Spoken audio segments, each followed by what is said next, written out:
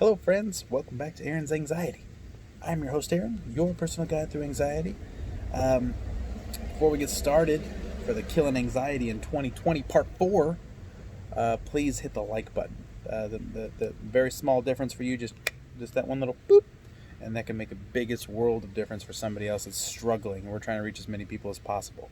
Um, we're all in this together. The more people we can get in the boat, the faster we're gonna oar. So please hit that like button.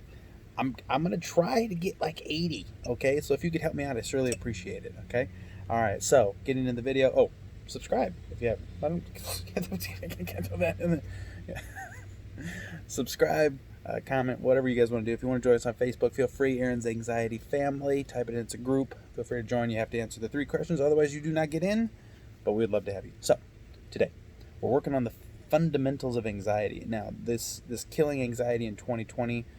These next parts here, I've been giving these more time and more thought, and I've been more structured as opposed to I want to give you guys the biggest bang for the buck. I want to bring the most value to you in the shortest amount of time. Okay, I don't want to take up too much of your time, so I'm trying to keep these videos under 10 minutes. But I want to really think out the process to get you guys in the mindset of where I'm at and what helped me the best and get to the thing the faster. So the more you work on these things, the faster it's going to be.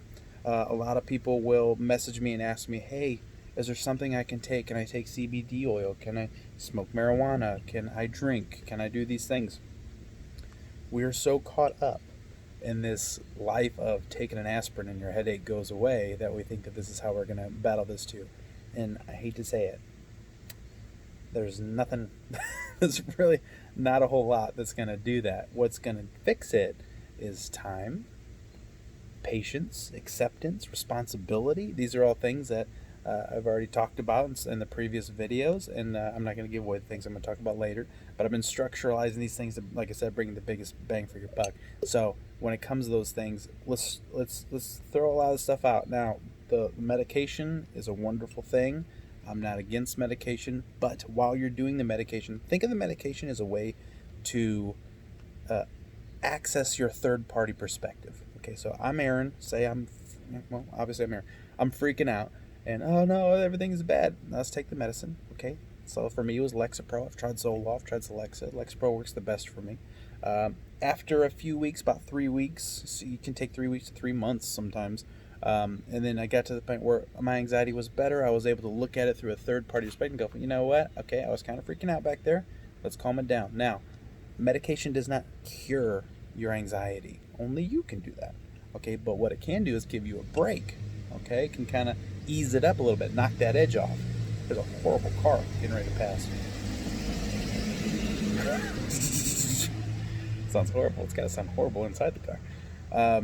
So yeah, you need to give yourself a break, and then it helps you be more rational. Okay, so once you get to that point, and if you don't want to take medication, by all means do not. Okay, I didn't take medication for the first year and a half of my anxiety journey, and I killed a lot of it with these things that I'm doing right now. So patience is going to be key. Okay, no matter if you're just starting out and you're saying how long is this going to last, is no telling. Okay, it's when your subconscious brain is ready to let it go is when it's going to pass. Nobody can make that call for you. And here's the other side of the coin, friends, and this is very important to know. So a lot of times when people have anxiety symptoms, they'll ask me, hey, did you have tightness of chest? Did you have breathing problems? Did you have headaches? Did you have fill in the gap?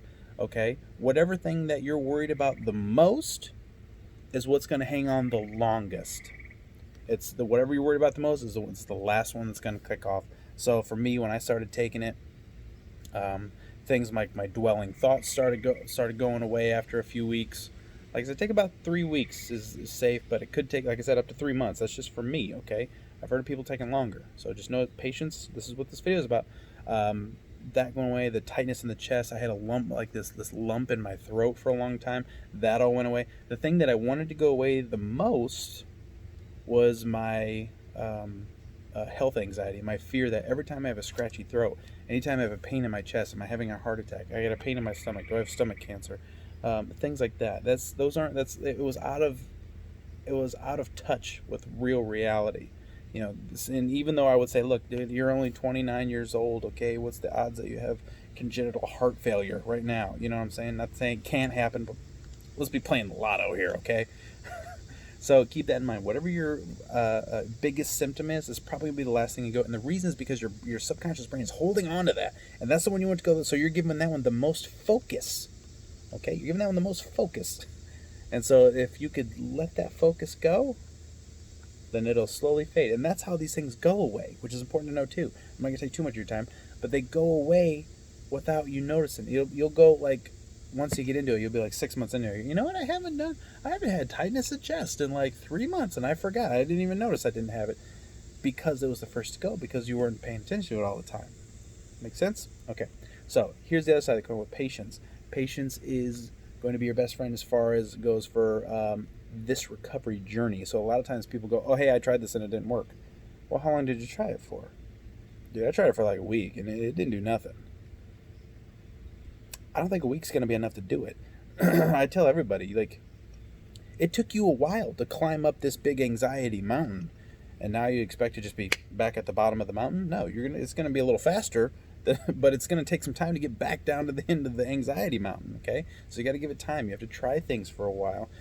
Sometimes if things don't even, if you feel like you're getting a little bit of results, kind of keep going, you know what I mean? Because you're going to find that those things will probably be the best thing for you at the end, okay? So I'm going to be honest with you, okay? This is dead honest. Probably 90% of people dogging something, whether it's an SSRI, CBD, whatever it could be, will be, don't do that, man. Just don't do it. 90% of those people tried something, gave it a half try, for lack of a better term, and then want to tell everybody else how it's not going to work for them because they didn't do it properly. They didn't take the dosage on time. They didn't do the exercise the correct way. They didn't. Yeah, it's a multitude of varieties. So because they gave it this half-cocked try and it didn't work, then they're going to say, oh, it's not going to try for you. Well, you know what? I'm different than you. Okay? I stick to things. I'm going to give it the best college try I can. And afterwards, I'm not going to tell anybody that's not for them. It wasn't for me. This is anxiety. This is why we have Celexa, Lexapro, Zoloft, citalopram, we got, what else? Klonopin. There's all these different things. Why? Because everybody's body chemistry is different. Okay? No one thing works for everybody. So we need to have an array of things.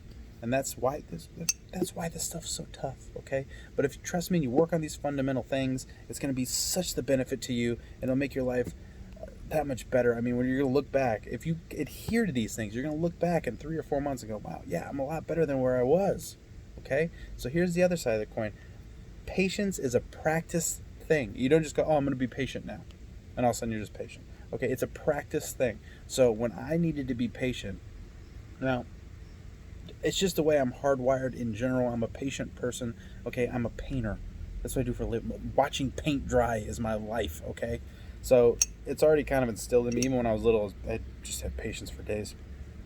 But I also will try to... I knew I needed more patience because when you're afraid, of course you want it to go faster. So what I would do is I would involve myself with things that required patience. Okay, I got into plants. Okay, here's the thing with plants: you can't hurry a plant. You know what I mean? You can give it soil, water, and fertilizer, and sun, but pretty much you're gonna have to wait. Okay, it's a waiting game, and you sit there. It's not like having a gerbil, where they do a bunch of little fun stuff on a wheel and stuff. You sit there and you watch it grow, and you have to be patient. You can't make it grow. I did the same thing. I started focusing really heavily on my grass. I wanted my grass to be nice because I had dead spots and stuff in my grass. It was the same thing. You gotta aerate it. You gotta dethatch it. You gotta do all this other stuff to get the grass to grow correctly. And it's a waiting game. I got into honeybees. Honeybees, I can't make them put honey in a comb. I can't make them make brood. They have to do that themselves. I have to be patient, and I have to stay there week by week by week and add to them as they build. And it's the exact same thing with my anxiety, okay? I did it in the exact same way. At the time, if you go back in my videos, for those that are new, go back a few videos. Click on the thing. Go back a few videos. You'll see that I had this big, long, giant beard. It was huge. For my people that have been subscribed for a while, tell them, let them know. The beard was legit, okay? It was a great beard. And but that was another thing. It was the one thing that, hey, I want to have a big long beard. I want to try this. I've never tried it before. And I got pretty good definition in my vision. Let's give it a go, okay? Let's give it a shot. and it took a while. And then my beard ended up getting down past my man boobs. You know what I mean? So, and then I ended up going to the Chicago Beard Competition, which that was super fun. I wasn't going to compete by any means. Those guys had beards all the way down to the knees, which was awesome. But I had a big, long, bushy, crazy beard, which was cool. But that was one more thing. I couldn't just have a beard. I had to be patient. I had to let it grow and let, you know what I mean? So it's just one more thing. I'm just trying to give you guys examples. You don't have to grow a beard, okay? For my lady friends, if you want to give it a try, go for it. That'd be awesome. So, all right, friends, I'm going to leave this video here, but just know that patience, as we're going up the foundation ladder, I live by some railroad tracks, could you tell? As you're going up that anxiety ladder, patience is going to be that next step, okay? Now, watch these in order. You don't have to, but it will be more beneficial to you because I'm putting them in order from this is the main foundation, and here's what we go from here. Here's where we go from here. Here's where we go from here. And patience is going to be your absolute best friend. Patience is what's going to keep you sane while you're waiting for sanity. Alrighty, friends? Okay, until next time, I hope you guys are healthy and happy. And I'm Aaron, and you're awesome. I'll see you in the next video.